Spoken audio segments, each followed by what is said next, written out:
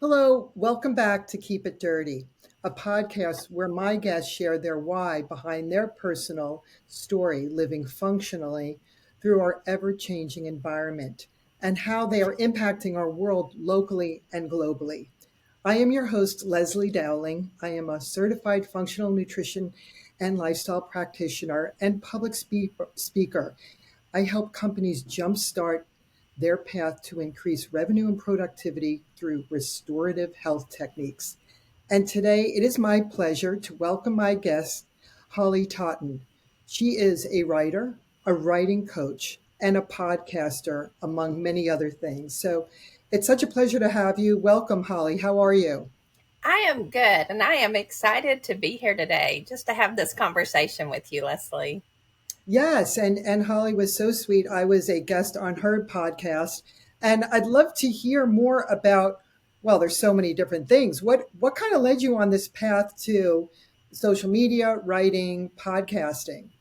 I know It there's a actually, lot in that. yeah, that's a whole big bundle. It actually, it's kind of the writing part of me. I was a writing teacher for 32 years. A teacher for 32 years, and I taught writing in some capacity during that whole time.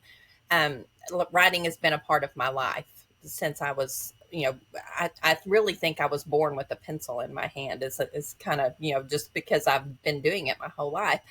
And so the writing part of it, before I retired, I had started writing for other people and doing some editing and some things like that. So the writing part of it started there. The social media is still fairly new to me. I didn't get on social media for the longest. For one, being a teacher, I didn't, and it's not that I did anything that I shouldn't show on social media. I just felt like there was a boundary between a teacher and Hmm. students, and not that I would have friended the students, but parents, and I just Right. respected that boundary. So it was a long time before I ever got on social media. So I'm a very late comer to that, but I do like it. I enjoy what I'm doing on there now. But the podcast, really in 2017, Leslie, my I went through a really difficult period, and it really was only about 6 months, but I had like five pivotal moments happen during that time. My and just to list them out, I'm not going to go into detail on any of them, but my we moved my parents to our town because my mom was recovering with breast cancer treatments. My dad had been diagnosed with cancer and was also in the later stages of dementia. My husband was diagnosed with cancer. My daughter was getting married. And all of that was from like April into May, literally. My daughter was getting married in June. And at the beginning of May, it was my 30th year to teach. And my husband and I literally overnight in the hospital one night with him decided I needed to retire at the end of May because we had no idea what our life was going to look like in the fall, whether he would be with me, if what I was going to be doing with my parents. I mean, we just didn't know. And I was eligible for retirement.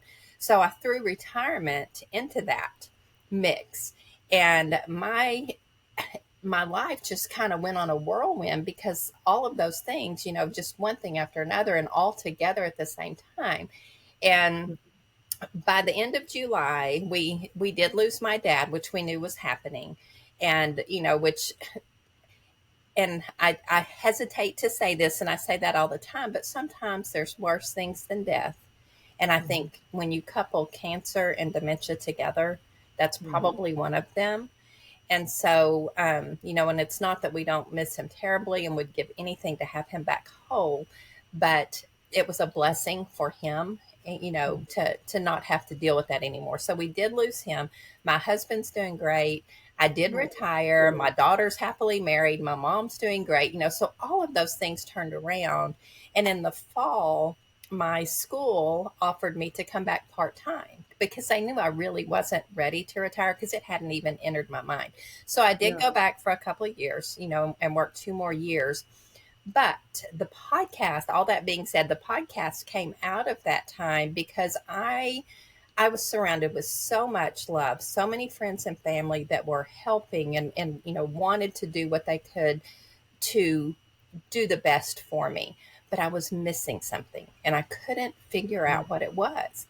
And what it was, Leslie, was a community and an outreach to people who either were or had been going through similar situations that could say, it's going to be okay, or this is what I did, or just put on your big girl panties and move on. Whatever the advice could be, and I couldn't find that.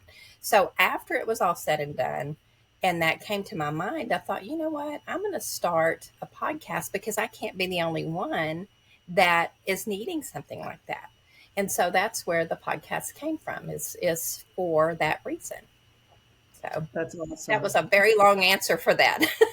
No, I love that because you just never know through, just the highs and lows of life, how it could Right. bring you to an avenue that opens up other doors, Hmm. which can be pretty incredible. Right. Um, but I love, what you have written in your social media, that you help people get their story out to the world. Mm, I, Um, and so maybe could you give a little share on that? I can. That's something, Leslie, that I feel so passionate about. And a lot of it stems from the things that we go through and the things that I've been through in my life. And I'm not unique. We all go through things. But part of it is that I know how to do that. I know how to help people find their story. And I have a new author intensive, which is a writing group, and through that writing group, um, we really figure out what it is that you have to share, because I believe everybody has a story to share, at least one. A lot of us have many. Yeah. But I also tag on to that what I help people do is find the stories that are good for humanity, that will do good in the world. And so when we can really tap into that, and there's such a difference. And when people come to me saying, I've always wanted to write a book, or I never wanted to write a book, but people say I should, whatever it is, or even on the podcast, sharing their stories on a podcast, I do Mhm. both, but a lot of them don't know how to narrow that down, and they think it's an autobiography of their whole life, which it can be, but really it's our stories. It's our individual little pieces of our lives that can help other people, and Yeah. finding that and helping people get that into the world, whether it be through the podcast or on the page, through a chapter in a compilation book or in a book of their own, is a very powerful thing. Wow. So how long have you been doing this now for?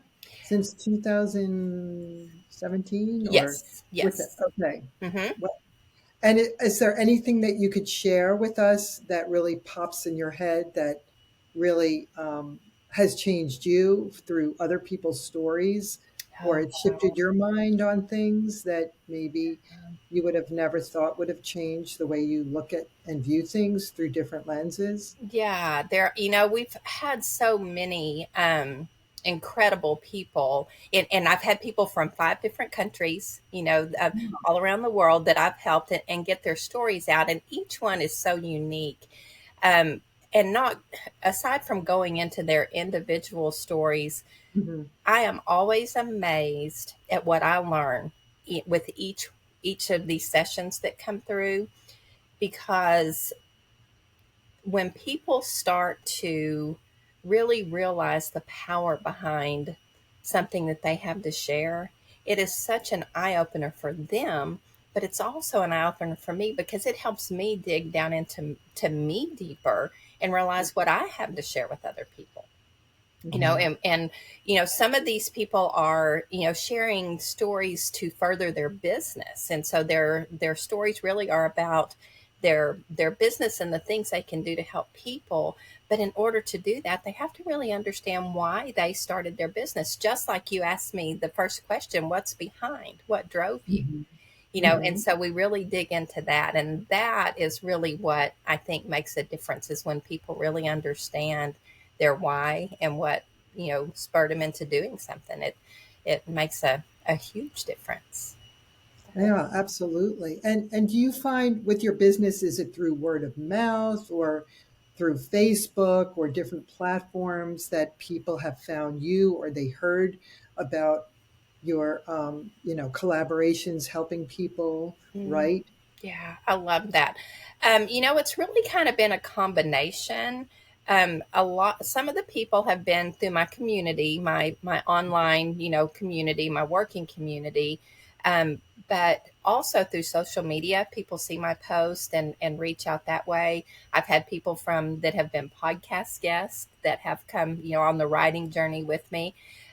One of the ladies that was in my very first book, because I have two books out and the third one's on the way, because each of these classes we do a compilation book where everybody has a chapter, and one of Hmm. them was actually one of my sixth graders years ago. Oh, And wow. yeah, and so she, came in and shared her story, and we worked on it, and so it's really kind of been a combination of things. I am starting to notice that there's some word of mouth coming in, which I really love, and a lot of that's local people more so, but Mhm. not necessarily. I mean, I say that, and that's really not true. I'm going to have to retract that, because I have had some word of mouth, just like from people on the podcast that have mentioned Yeah. to someone else. Well, she helps people tell their stories, and so.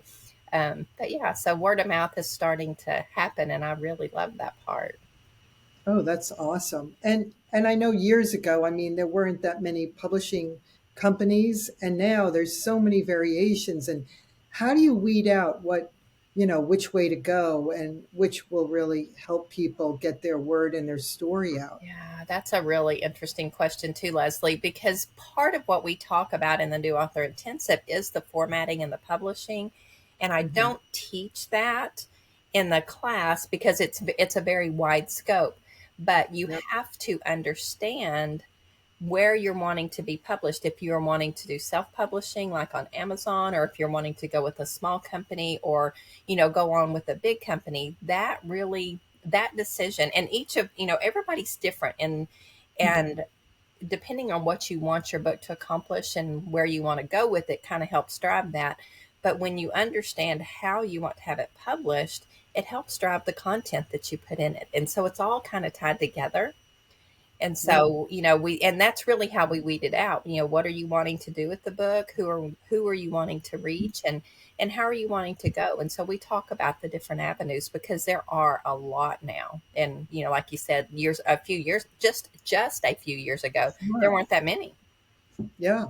Yeah. And I just know through going on Clubhouse, and that's the app we found each other through, like a Mhm. social media app, and Yes. connecting with people.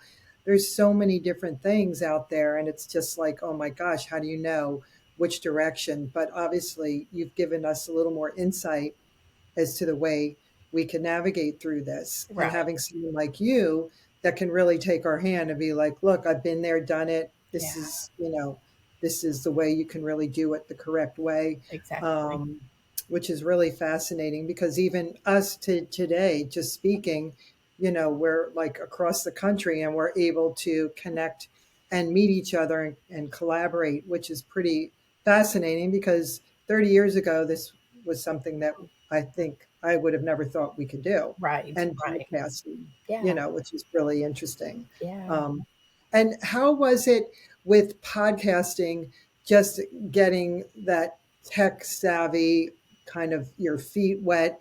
Did you have like help getting the nuts and bolts and everything together? Or being a teacher, did you do your research and just kind of started on your own? I started more on my own than I'm not going to say probably should have, but then most people might, because I Yeah. didn't really know a lot about it. I just, I thought about the idea, and I took a weekend crash course once I decided it Oh, was what I was going to do, which helped a lot. yeah. Um, but it was so much information in such a short amount of time. I didn't really retain all of it, but it was enough to get me started. And I Mhm. have just kind of learned as I go. And it's interesting, because when I go back and listen to those very first few episodes, things have just grown and evolved. But people are so gracious. My guests were gracious, my listeners are gracious. And so I think as long as you're giving it the good old honest effort, people are nice. about it. Yeah. Yeah, absolutely. And for our viewers and listeners, any tips or advice or words of wisdom you can give people that want to take that leap of faith, but maybe not sure how to start?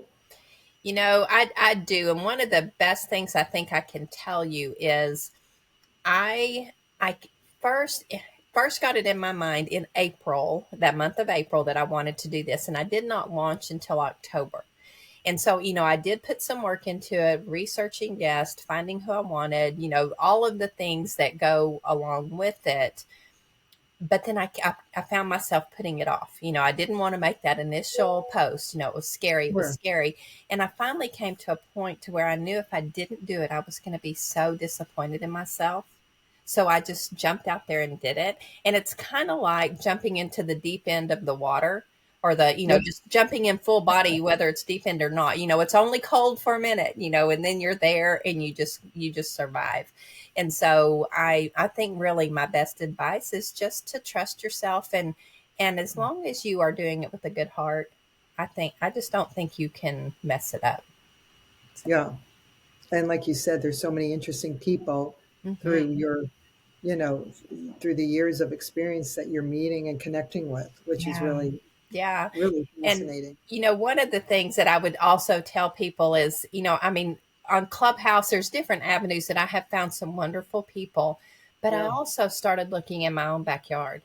There's people right here within my community, in my town, that I've Mhm. had in my past that have made excellent, excellent guests. So Wow. don't overlook those people that you've known for years. Find the gold in them as well, because it's there. It's there with everybody. You just gotta be able to find it. That is so true. Yeah. So true. I just connected with somebody and she said, "Oh, I went back to school and I got my designations and it's like yoga and forestry and this." And I'm like, "Oh my gosh, you got to be a guest on my show." And I've known her for years. She had kids that were little that we'd always see each other at the pool. And, I just thought she was always really interesting and she was a photographer. So, like you said, you never know Right. who is just around the corner. Yeah. So, Yeah. so yeah, I've always resonated with you, and this is such a pleasure today. And Mm. I was just curious, who who were your role models as a child that really formed you or that you looked up to? Leslie, when I think about that, a lot of it is my family. And I mean, I had people outside of our family that I looked up to, but in all honesty, my mom and dad and my brother and my Meemaw, really, I think they all four played a really big part in who I grew up to be. Looking back, um, I always, there was always teachers, that came into my life, and that I remember and I think helped mold me. But I honestly think it was those four people of my family really had the biggest impact on me. Isn't that nice that you have Yeah, wonderful childhood memories that you could reflect on, right. and that's probably why you're so nurturing. And is that why you got into teaching, because you had not only your family, but just really great experience going through school, having. Yes, some of it. I do have teachers in my family, so it was Oh, something, okay. and not immediate, like my aunt and my uncle. I had a lot of coaches in my family, and Mhm. then some teachers. But I don't know, there were some teachers that I just really resonated with. And this is kind of a funny story, but I'll tell it real quick. When I was a Sure. senior in high school, and I'm an English person. I'm a writer. I love language. I love words. Always have. And my senior English class was such a dud for me. And Oh, I mean, and it just wasn't what I expected. And I kept thinking, I could do this so much better. I can do mm, better. I can do better for these kids.